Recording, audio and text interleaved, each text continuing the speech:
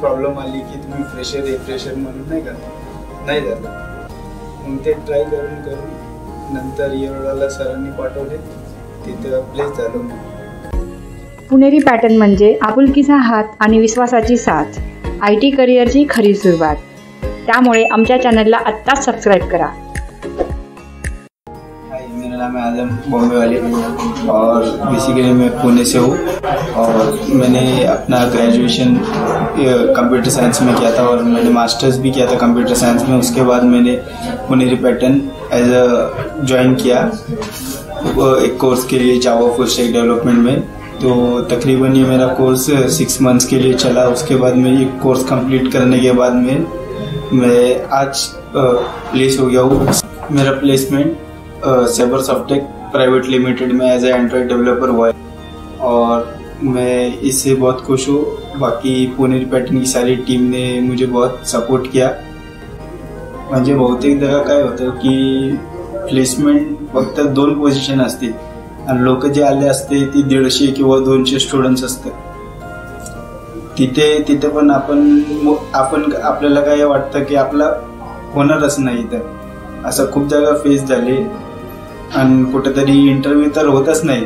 फक्त इंटरव्ह्यू ते शेड्यूल करतात, पण ते काय बोलते की आपण बघू, तुम्हाला कॉल येईल, नंतर बघू. म्हणजे त्यांचा कोटा पूर्ण झाला असतं की ते फक्त नाही का त्यामुळे ते बोलते okay will call you later. वेगळ्या कंपनीत कुठं 3 राऊंड असते, कुठं 2 राऊंड असते. तर जिथं प्लेस झालं तिथे एकच राऊंड होतं. तर इंटरव्ह्यू झाला, ते बोलले विल कॉल यू. नंतर आज फीडबॅक आलं त्यांचं सरांना, बोलले मंडे बसून. सो मग थ्रूआउट ह्या जर्नीमध्ये तुम्ही म्हणजे बाकी स्टुडंटला काय सांगाल की जसं आता शीतल आहे आपल्यासोबत, बाकी पण स्टुडंट आहे, सोमेश आहे, चैतन्य तुम्ही ऑलरेडी प्लेस झाला, मागे अजून बरेच फ्रेशर स्टुडंट आहे. ह्यांना ऍडवाइस काय देऊ शकता तुम्ही? काय जर आपण इंटरव्ह्यूला चाललोय तर तिथं खूप लोक असते आणि जर आपण प्लेस नाही झालं की आपल्याला असं वाटतं नाही का आपण प्लेस नाही झालं, होणार का नाही. ते नाही करायचं. आपण सर पाठवते, आपण आपल्याला जायचं. मला हे विचारायला आवडेल की जसं की आता तुमच्या बॅच मध्ये बरेच मुलं होते, त्यातलं तुम्ही फर्स्ट पर्सन आहे की जे प्रॉपर नाही का त्या फील्डमध्ये प्लेस झाला. तर तुम्ही बाकी मुलांना काय सांगाल की काय म्हणजे तुम्हाला जर विचारलं की आज तुम्ही प्लेस झालात तर त्यामध्ये तुम्ही काय सल्ला देतात सगळ्यांना, आमच्या टीमला किंवा बाकी सगळ्यांना? काय तुमचा जो काय जर्नी होती, ऑलमोस्ट आता 1 इयर पर्यंत जर्नी तुमची झाली बरोबर? ऍक्च्युली सगळी पुणेरी पॅटर्नची टीम सपोर्टिव्ह आहे. कारण आमचं काम आहे की जेव्हा बोलवलं तिथं पाठवले तर ते करायचं. मी तेच फॉलो केलं, टीमला प्लेस झालो. सो मला अप्रिशिएट करायला आवडेल की म्हणजे जसं की आता ह्या स्टुडंट बऱ्याच स्टुडंट जे ब्राईट असतात ते खूप कमी असतात, म्हणजे डायरेक्टली बोलायचं झालं तर आझमबद्दल मला एक गोष्ट सांगायला आवडेल की कधीच असं कुठल्या गोष्टीला नकारात्मकता नव्हती. म्हणजे समजा आता आम्ही त्यांना असेसमेंटसाठी बोलवतो, त्यांनी दिली असेसमेंट, आम्ही कॉल दिले, त्यांना सांगितलं तुम्ही जा इंटरव्ह्यूला. तर आता इनफॅक्ट मुंबई लोकेशनला पण ते जाऊन आले. तर म्हणजे आपण म्हणतो ना की बाबा जेव्हा आपली इच्छा असते त्यावेळेस आपण त्या सगळ्या गोष्टी करतो.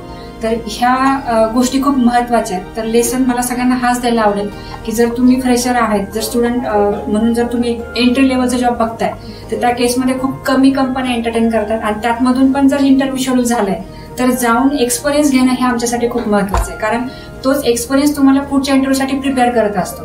तर आजच्या बाबतीत हेच झाले किंवा एक्सपिरियन्स त्यांनी भरपूर घेतला आणि नंतर मग ऍट द एंड त्यांचं एका ठिकाणी सिलेक्शन झालंय. जे पण होतं प्रॅक्टिस तर आपण रोजच करत होतो, पण काही एक सॅटर्डेला एक नाही काही ग्राउंड असतं की काय केलं आपण, सगळं मॅम विचारते, सगळं झालं. मग प्रिपरेशन झालं का नाही आणि मग टेस्ट पण होत होते during the course, mock test. In fact HR round, GD राऊंडला पण असायचं व्यवस्थित, कन्सिस्टन्सी खूप होती. असं नाही की बाबा आपल्याला करायचं. इनफॅक्ट आय थिंक स्प्रिंग हायबरनेटला पण थोडंसं आपण रिवाइज केलेलं, मला सांगितलेलं त्यांनी आणि अजून 2 स्टुडंटनी की बाबा आम्हाला काही ते टॉपिक समजलं नाही. तर त्या केसमध्ये आपण परत रिपीट ट्रेनरला सांगितलं होतं की बाबा हे गोष्टी शिकव. म्हणजे ज्या ठिकाणी ऍज अ स्टुडंट तुम्हाला सपोर्ट करायची आवश्यकता आहे त्या ठिकाणी आम्ही त्या गोष्टी केल्या आणि त्याचे हे रिझल्ट आहे.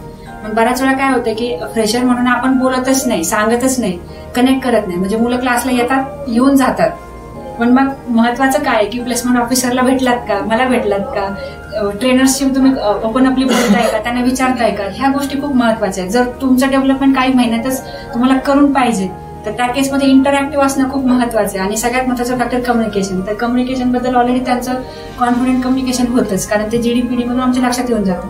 पण बाकी ज्या गोष्टी आहेत की जसं रिजेक्शन प्रत्येकाला मिळतं तसं त्यांना मिळालं, ते काही अपवाद नाहीये.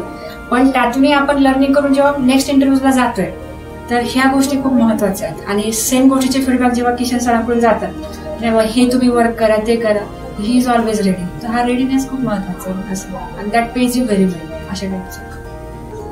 Thanks to Sarika ma'am and all the team of Puneri pattern.